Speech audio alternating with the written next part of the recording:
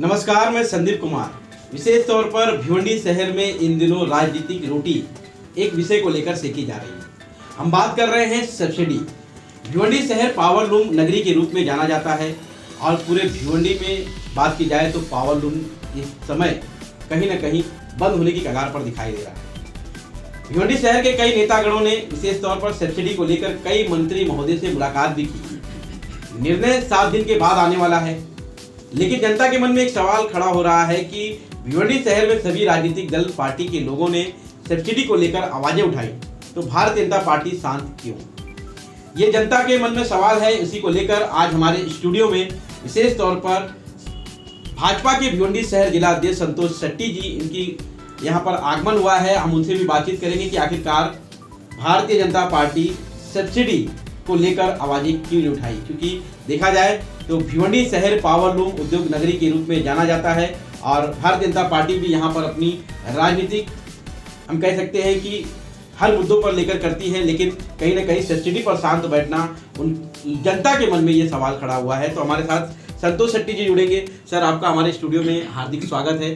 Sir, क्या कहेंगे, जिस तरह से देखा जाए भिवंडी शहर में अभी हाल ही में पिछले एक सप्ताह से जो है सब्सिडी का मैटर काफ़ी गरमाया हुआ है और भिवंडी शहर पावर नगरी के रूप में जाना जाता है। भाजपा ही आखिरकार इस पर शांत क्यों है, क्या कारण है? आप जिला अध्यक्ष हैं, बताएंगे यानी कि शांत होने का कारण क्या है? देखो, सबसे पहले तो आपके चैनल सच की आवाज़, आपने मुझे यहाँ बुलाया और मुझे आके बहुत अच्छा लगा कि बहुत अच्छा एक सेटअप आपका बहुत अच्छा सेटअप है और मुझे लगता है भिवंडी में पहला ऐसा रहेगा। और भिवंडी में कोई न्यूज़ चैनल में पहली बार आके मैं भी न्यूज़ दे रहा हूँ। तो आपने कहा जो सवाल है कि चुप क्यों है, देखो आपको बताना चाहता हूँ मैं 27 SP की कहानी शुरुआत कहाँ से हुई जी। 27 SP 2017 में बहुत से पावर लूम बिल बहुत आ रहे थे, बहुत को तकलीफ था और 2017 में नगर पालिका इलेक्शन थी। कामतगढ़ के काटे के स्टेडियम जो ग्राउंड है उसमें सम्माननीय हमारे मुख्यमंत्री अभी के पर थे देवेंद्र जी उस मीटिंग को कंडक्ट करने आए, संबोधित करने आए थे।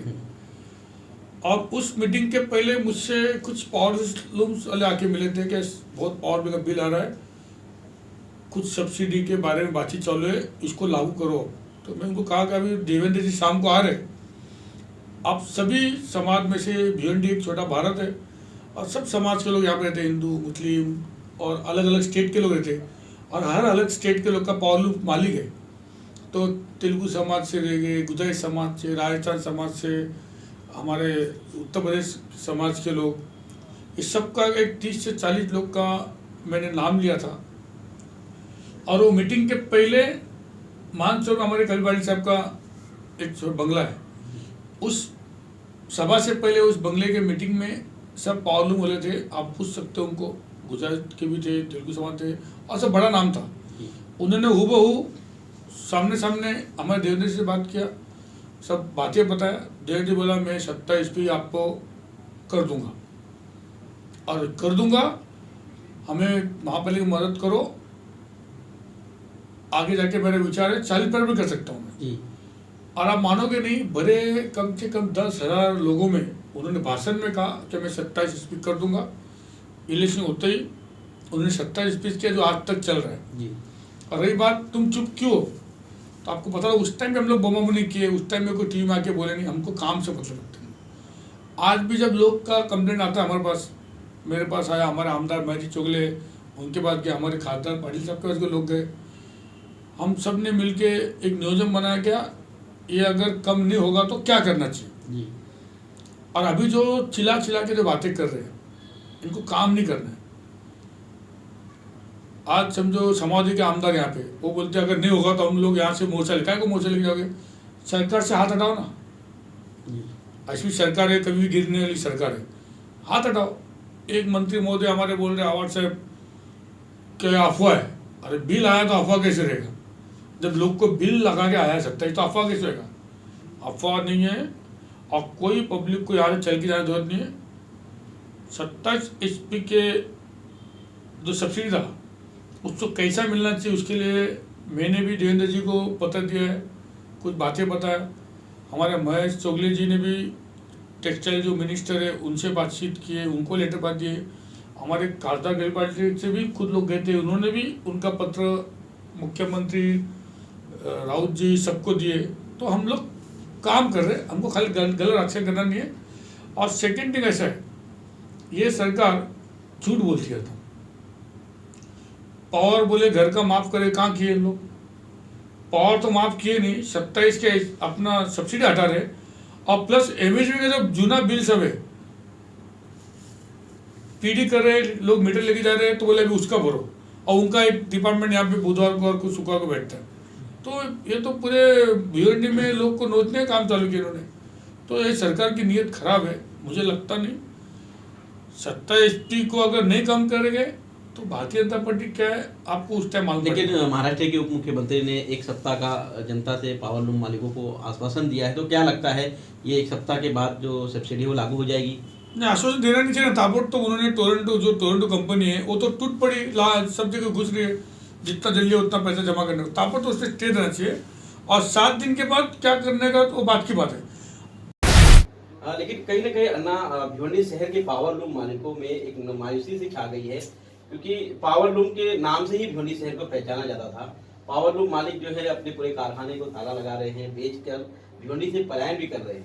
तो कहीं ना कहीं हम कह सकते हैं कि भिवंडी जो है वो पावर लूम नगरी के रूप में जाना जाता था, उसकी पहचान खत्म होती हुई दिखाई दे रही है। तो आप क्या कहना चाहेंगे पावर लूम मालिकों से?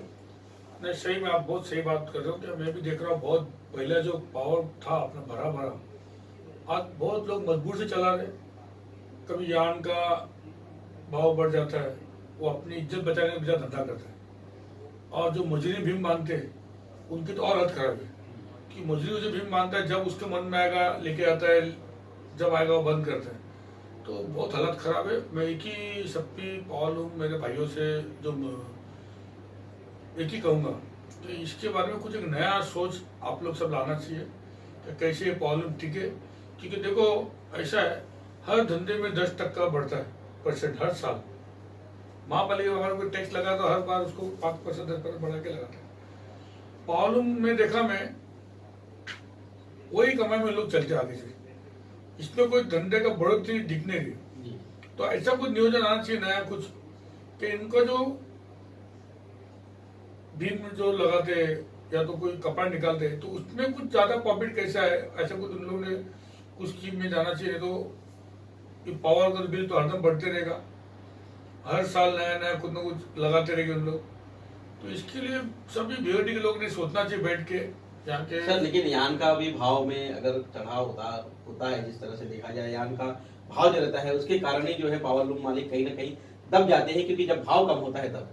तो यान को लेकर भी केंद्र सरकार और राज्य सरकार को भी इसमें सोचना चाहिए।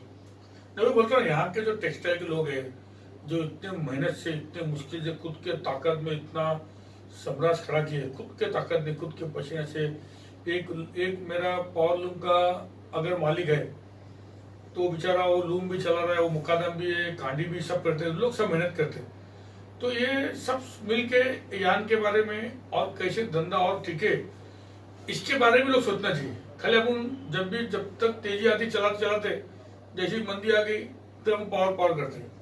तो मैं समझता हूँ टेक्सटाइल लोगों ने कुछ तो सोचना चाहिए और कुछ भी एक नियोजन बनाना चाहिए इसके बारे में, ताकि हम लोग आगे आगे रहेगा। जिस तरह से आपने कहा कि टेक्सटाइल के बारे में सोचना चाहिए, कुछ वर्षों पहले ही केंद्र के जो टेक्सटाइल मिनिस्टर थी स्मृति ईरानी जी, उनका आगमन हुआ था भिवंडी में। अब भिवंडी शहर की जो पावर लूम मालिक थे उन्होंने जनता को और पावर लूम मालिकों को आश्वासन किया था कि यहाँ पर जो है एक अच्छे पैकेज का जो है केंद्र सरकार भेंट देगी। सर लेकिन कहीं ना कहीं वो भेंट यहाँ तक नहीं पहुंच पाई, जिसके बाद पावर लूम नगरी में हम कह सकते हैं कि काला बादल सा छा गया, और उस समय से ही पावर लूम नगरी जो है धीरे धीरे उजड़ता हुआ दिखाई दिया। आप गलत जा रहे हो।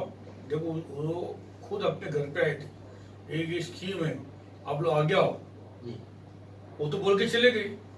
तो अपना काम है जाके मिलना उनको। अभी 5 साल अभी सेंट्रल में सरकार बीजेपी के, भिवंडी के लोग हमारे पास आए, हम उनको लेके जाएंगे ना। हमारे मंत्री अभी कभी बैठ जाए। सर आपने इस पहल को उठाया कि नहीं, क्योंकि आपकी जिम्मेदारी बनती है। मेरे परिसर में जितने पावर लूम जब भी मिलने आते हैं आप किससे पूछ सकते हो, उनको यही बोलता हूँ कुछ लाओ स्कीम, क्या करना चाहिए बताओ।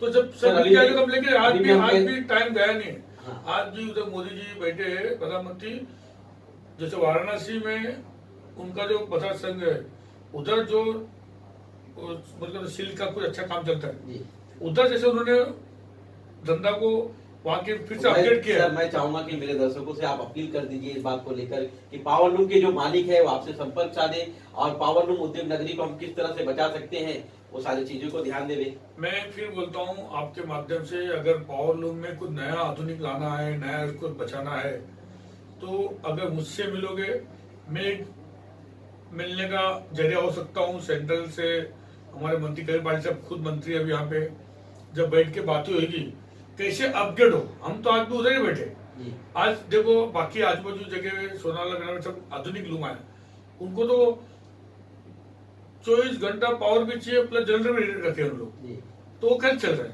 तो भिवंडी के आवाम भी जो भी समझ सकते, मुझसे कब मिलो, मुझे आपको कोई आइडिया बताओ, मेरे को इस पर कम मालूम आता है, लेकिन मैं जोड़ने का काम कर सकता हूँ, आपको मिलाने का काम कर सकता हूँ।